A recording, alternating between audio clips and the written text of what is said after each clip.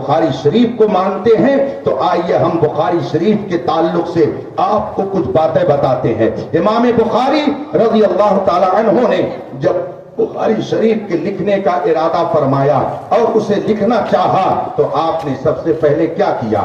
جب اپنے وطن سے حج کے لیے مکہ مکرمہ تشریف لے گئے تو آپ نے حج کے بعد سوچا کہ میرے ذہن میں، میری عقل میں، میرے دماغ میں، میرے دل میں جو بہت ساری رسول پاک کی حدیثیں موجود ہیں ان کو میں قلم بند کر دوں تاکہ آنے والے لوگ اس سے فائدہ اٹھائیں۔ آپ نے قلم لیا، کاغذ لیا، دوات لی اور پہنچ گئے مطاف میں، خانہ کعبہ کے سامنے حضرت امام بخاری جا کر بیٹھ گئے اور سوچا کہ لاؤ جو حدیث رسول مجھے یاد ہے میں اسے قلم بند کر دوں اور اسے کاپی پہ نوٹ کر دوں، مگر لکھنے سے پہلے خیال آیا بات کس کی لکھنے جا رہا ہوں، ارشاد کس کا نقل کرنے جا رہا ہوں، وہ محبوب جو ساری کائنات کا محبوب ہے، جس سے بہتر کسی کی بات نہیں ہو سکتی ہے، جو مسکرائے تو غمزدوں کے لیے راحت کا سامان بن جائے، جو محفل میں آئے تو اسے لالا زار بنا دے، جو گلیوں سے گزر جائے تو اسے معطر کر دے، جو باغ میں چلا جائے تو خزاں کو بہار میں تبدیل کر دے، ایسی عظیم ذات کی میں بات لکھنے جا رہا ہوں۔ ایسے نہیں لکھنا ہے، قلم رکھ دیا، کاغذ رکھ دیا، دوات رکھ دی، پہنچ گئے زمزم شریف کے پاس، آب زمزم سے آپ نے غسل فرمایا اور آنے کے بعد 2 رکعت آپ نے مقام ابراہیم کے پاس نماز پڑھی اور نماز پڑھنے کے بعد پھر ایک حدیث کو آپ نے قلم بند کیا اور اسے کاپی میں نوٹ کیا۔ اب جب دوسری حدیث لکھنا چاہتے ہیں تو پھر ذہن میں بات آتی ہے مصطفیٰ کی بات ہے، آقائے دو جہاں کا ارشاد ہے، اس کو لکھنے کے لیے ذرا اور اہتمام کر لیا جائے۔ اب دوسری حدیث لکھنی ہوئی تو پھر گئے زمزم شریف کے پاس اور پھر آپ نے غسل کیا اور اس کے بعد میں آ کر پھر آپ نے 2 رکعت نماز نفل مقام ابراہیم کے پاس پڑھی۔ اس طریقے سے امام بخاری نے پوری بخاری شریف کی ایک ایک حدیث کو قلم بند کیا ہے۔ اس طرح سے امام بخاری نے ایک ایک حدیث کو لکھا ہے۔ آئیے تمام ان لوگوں کو آپ جمع کر لیجئے جو بخاری شریف اور بخاری شریف کا نام لے کر کے قوم کو گمراہ کرتے ہیں، ان سے پوچھئے کہ ذرا ہم کو ایک حدیث ایسی دکھا دیجئے جس میں حضور نے یہ فرمایا ہو کہ میری حدیث لکھنے سے پہلے جا کر کے آب زمزم سے تم غسل کر لینا، میری حدیث کو لکھنے سے پہلے تم 2 رکعت نماز نفل مقام ابراہیم کے پاس پڑھ لینا۔ ایک بھی حدیث آپ کو نہیں ملے گی جس میں حضور نے فرمایا ہو کہ میری حدیث لکھنے سے پہلے یہ سب کرنا۔ آخر امام بخاری نے کیوں کیا؟ جبکہ حدیث میں موجود نہیں ہے تو امام بخاری نے ہر حدیث کو لکھنے سے پہلے کیوں آب زمزم کو استعمال کیا، کیوں 2 رکعت نماز نفل پڑھی؟ اس کا مطلب ہے ہر فعل کے لیے حدیث کو مت تلاش، تعظیم مصطفیٰ کے لیے اس خود اپنا راستہ متعین کر لیا کرتا ہے۔ نبی کی تعظیم کے لیے ہر بات پر دلیل کا مطالبہ مت کر۔ حضرت امام بخاری کے عمل کو دیکھ، کوئی ایسی حدیث نہیں ہے کہ جس میں رسول پاک نے یہ فرمایا ہو کہ میری حدیث لکھنے سے پہلے مقام ابراہیم پر 2 رکعت نماز پڑھنا، مگر امام بخاری نے نماز پڑھ کر حدیث لکھی تو قیامت تک کے مسلمانوں کو یہ بتا دیا کہ نبی کی تعظیم کے لیے دلیل کی ضرورت نہیں ہے، محبت خود اس کے لیے دلیل متعین کر دیا۔ اور جب امام بخاری رضی اللہ تعالی عنہ نے رب تیار کر لیا، پوری فائل جب تیار ہو گئی تو مکہ شریف سے لے کر وہ مدینہ منورہ چلے۔ مکہ سے کہاں چلے؟ مدینہ منورہ چلے۔ کہاں چلے؟ مدینہ منورہ چلے۔ اس کا مطلب ہے کہ رسول پاک کے روضے پر جانا یہ بدعت اور ناجائز نہیں ہے، یہ امام بخاری کا طریقہ ہے۔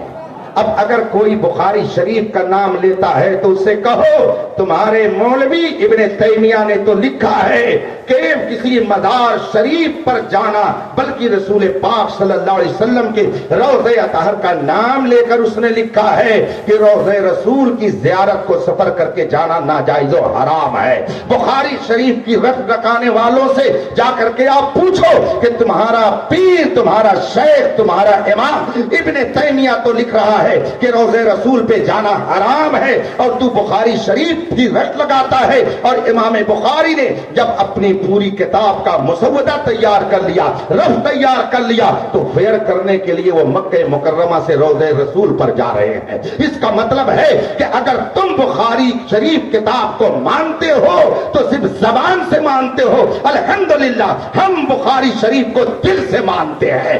اسی لیے تو اعلیٰ حضرت نے فرمایا ہے کہ جب تم روزے رسول پر جاؤ تو کس تصور سے جاؤ؟ حرم کی زمین اور قدم رکھ کے چلنا.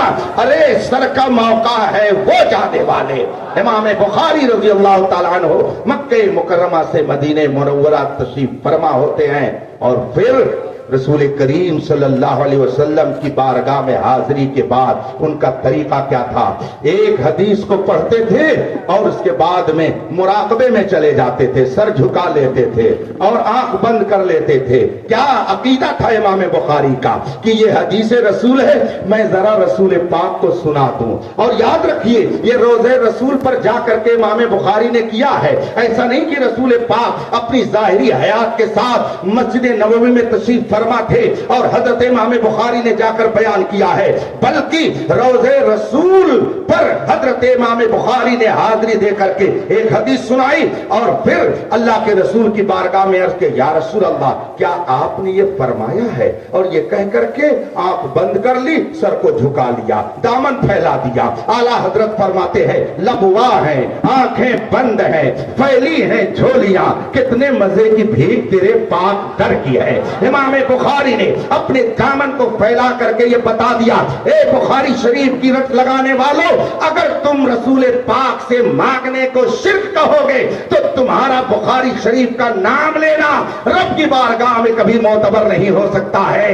آؤ اہل سنت کے دامن میں وابستہ ہو جاؤ، یہاں سے تم کو یہ سبق ملے گا کون دیتا ہے. دینے کو منہ چاہیے، دینے والا ہے سچا ہمارا نبی. سیدنا امام بخاری ایک حدیث پڑھ کر اور مراقبے میں چلے جاتے. بند کرتے اس لیے کہ بارش آ رہی ہے. بتائیے کیا ہو، جلدی سے بتائیے. اس لیے کہ تھوڑی دیر اور آپ ایسے بیٹھے رہیں گے، بیٹھے رہیے. درود شریف پڑھ لیجئے اور تصور کر لیجئے گنبد خضرا کا اور امام بخاری رضی اللہ تعالیٰ عنہ کا یہ عمل آپ اپنی نظروں کے سامنے رکھیے. امام بخاری رضی اللہ تعالیٰ عنہ ایک حدیث پیش کر دیتے اور پھر سر جھکا لیتے. حضرت سیدنا شیخ عبدالحق محدث دہلوی رضی اللہ تعالیٰ عنہ اپنی کتاب اشعۃ اللمعات شرح مشکات میں تحریر فرماتے ہیں کہ امام بخاری ایک حدیث روزے رسول کی طرف متوجہ ہو کر سنا دیتے اور مراقبے میں چلے جاتے اور وہ یہ سمجھتے کہ ابھی ادھر سے جواب آئے گا، ابھی رسول پاک کی طرف سے جواب آئے گا.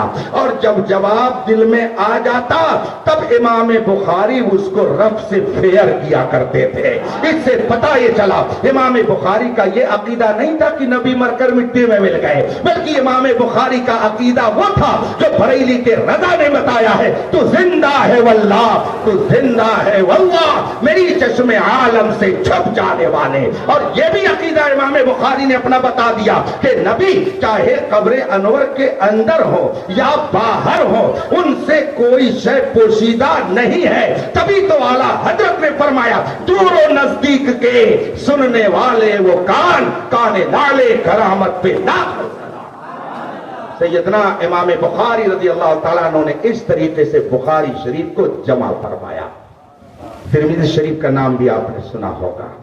میں نے بخاری شریف کا ذکر کر کے یہ باتیں اس لیے رکھ دی کہ اگر کوئی غیر مقلد، کوئی وہابی جو اپنے آپ کو اہل حدیث کہلاتا ہو، اگر کہے بخاری شریف میں کہاں ہے تو اس سے کہو بھائی تم بخاری شریف کتاب کو مانتے ہو، امام بخاری کو مانتے ہو کہ نہیں مانتے ہو، پہلے یہ بتاؤ. اس لیے کہ امام بخاری کا تو عقیدہ یہ ہے کہ نبی قبر انور کے اندر زندہ ہے اور تو اپنی کتاب میں لکھتا ہے کہ نبی مر کر مٹی میں مل گئے. تو کہتا ہے کہ نبی سے کچھ مت مانگو، نبی کچھ نہیں دے سکتے ہیں، نبی سنتے نہیں ہیں. جبکہ امام بخاری کا عقیدہ یہ تھا کہ نبی سنتے ہیں، قبر کے اندر بھی سنتے ہیں، قبر کے باہر بھی سنتے ہیں. تمہارے مولوی نے اپنی کتاب میں لکھا ہے, ابن تیمیہ نے اپنی کتاب کے اندر تصریح کی ہے کہ روضے رسول پر زیارت کے لیے جانا حرام ہے, جبکہ امام بخاری اپنی پوری فائل لے کر کے مکہ مکرمہ سے مدینہ منورہ جاتے ہیں. ان کا عقیدہ ہے کہ نبی کے روضے پر جانا یہ حرام نہیں ہے بلکہ باعث ثواب ہے, اسی لیے تو امام بخاری وہاں گئے. اب بتا, اگر تو بخاری شریف کو مانتا ہے تو امام بخاری کے عقیدے کو مانتا ہے کہ نہیں مانتا ہے؟ اس سے پہلے فوراً یہ سوال کیجئے. اور پھر بات آ گئی تو اور آگے سن لیجئے. تو میں اپنی گفتگو کو بڑی تیزی سے منزل تک پہنچا کر کے میں بھی اپنی منزل کی طرف روانہ ہونے والا ہوں. امام بخاری رضی اللہ تعالی عنہ کا جب انتقال ہوا, سبحان اللہ, جب وہ اس دنیا سے گئے, خدمت حدیث کرتے ہوئے گئے, ان کا مزار مبارک کہاں پر ہے؟ نہیں معلوم ہے.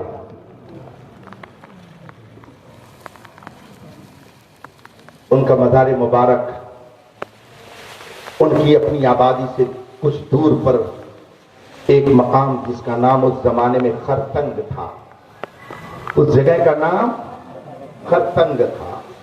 بخارا کے ایریے میں یہ جگہ ہے. امام بخاری رضی اللہ تعالیٰ عنہ کا مزار وہیں پر ہے. جب آپ کو دفن کیا گیا تو جب آپ کی قبر پر مٹی ڈالی جانے لگی تو اس مٹی سے مشک و عنبر کی طرح خوشبو آتی اور ہفتوں تک لوگ اس مٹی کو تبرک کے طور پر لے جاتے تھے. جو لوگ اپنے آپ کو غیر مقلد کہتے ہیں اور کہتے دکھاؤ بخاری شریف میں کہا ہے, ان سے کہو تمہارے نزدیک تو بزرگوں کا تبرک لے کر کے جانا بدعت اور شرک ہے, جبکہ امام بخاری کے قبر کی مٹی کے لوگ تبرک کے طور پر لے جاتے تھے. اس کا مطلب ہے کہ تو صرف دھوکہ دینے کے لیے بخاری شریف کا نام لیتا ہے. اگر تو واقعی بخاری شریف کو مانتا تو امام بخاری رضی اللہ تعالی عنہ کے نظریے کو بھی مانتا, ان کے عقیدے کو بھی مانتا, اور ان کی تربت انور کی مٹی لوگ تبرک کے طور پر لے جا رہے تھے, اس کو اس زمانے کے علماء محدثین نے شرک اور بدعت نہیں کہا. آج تو اسے شرک اور بدعت کہتا ہے. اس کا مطلب ہے نہ تو بخاری شریف کو مانتا ہے, نہ تو امام بخاری کو مانتا ہے, نہ تو محدثین کو مانتا ہے. ہاں تو مانتا ہے تو اپنے نفس کو مانتا ہے. میں نے بخاری شریف کا ذکر اتنی تفصیل سے آپ کے درمیان کر دیا.